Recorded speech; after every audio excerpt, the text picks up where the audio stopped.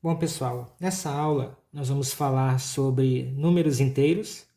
O conjunto dos números inteiros, eles são representados por esta letra aqui, ó, a letra Z, com essa barrinha aqui. Essa barrinha é de conjunto e o Z maiúsculo é a letra que vai representar esse conjunto. A princípio, nós temos aqui a definição. O que é um número inteiro? São todos os números inteiros positivos e negativos, viu? Então aqui, olha, para ser número inteiro, eu vou considerar todos os números naturais e os seus simétricos, certo? Os naturais são os inteiros positivos e os simétricos dos positivos são os inteiros negativos. Aí eu tenho o conjunto dos números inteiros representado pela letra Z. Eu represento esse conjunto assim. Olha só como é que fica o conjunto dos inteiros. Eu tenho aqui o Z, que representa o conjunto, igualdade, vou abrir uma chave e vou colocar esses números aqui dentro. A gente sabe o quê? Que o conjunto dos números inteiros, como qualquer outro conjunto, ele é infinito, certo? Se é um conjunto com uma infinidade de elementos, que eu não consigo enumerar, né, essa quantidade exata porque é infinito, então eu vou usar do artifício da matemática, que é a reticência, né? Quando eu quero dizer que uma coisa é infinita, eu uso os 3 pontinhos da reticência. Então eu começo aqui, ó, como ele é infinito tanto para lá como para cá, eu começo aqui com a reticências, vírgula, e vou começar com o primeiro número inteiro que eu queira. Quer dizer, meu primeiro número inteiro negativo que eu queira, ok? Eu não preciso colocar muitos, vou colocar, por exemplo, só o menos 3 aqui, ó. Eu faço a sequência, menos 3, menos 2, menos 1, 0, 1, 2, 3. Então aqui eu tenho os inteiros negativos e os inteiros positivos, ok? Após o 3, se eu não quiser colocar mais nenhum elemento, eu coloco a reticências novamente e fecho o meu conjunto. Então aqui eu representei o conjunto dos números inteiros.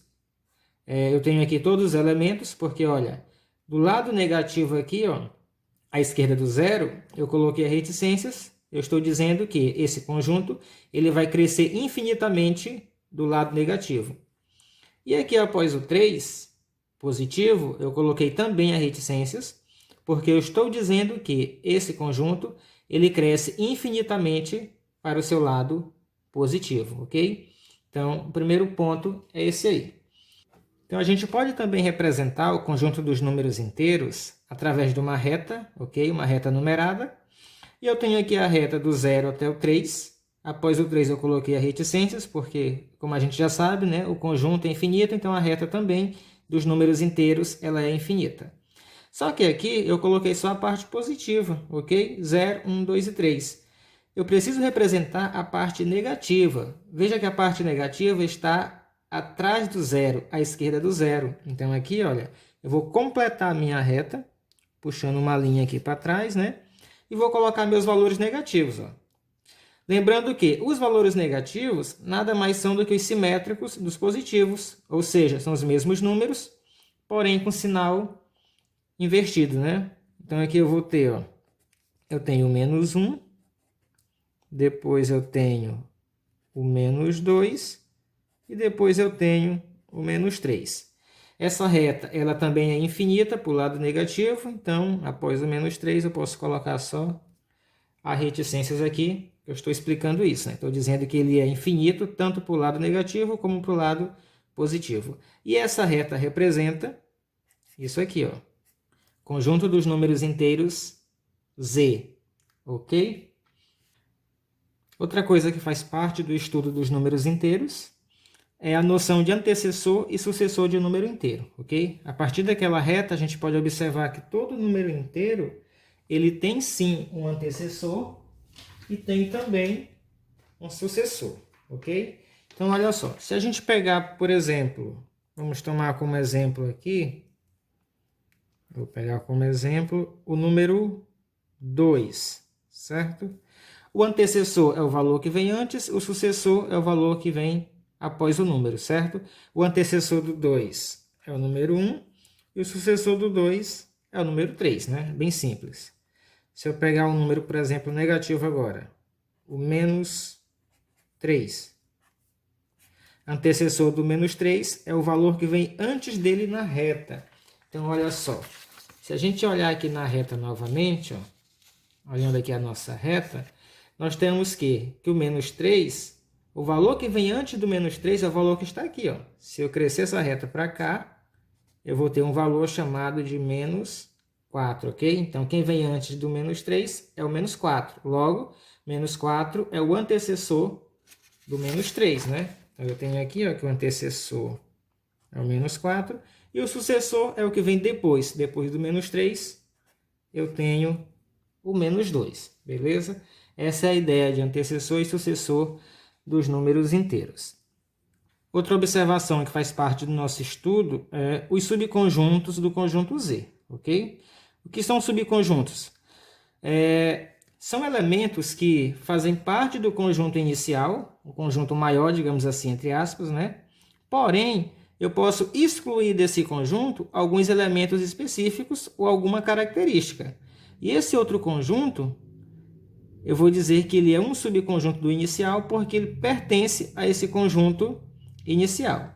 Por exemplo, o primeiro subconjunto de Z que eu tenho é o conjunto N dos naturais, porque vejam bem, se a gente observar o conjunto N, quem é o conjunto N?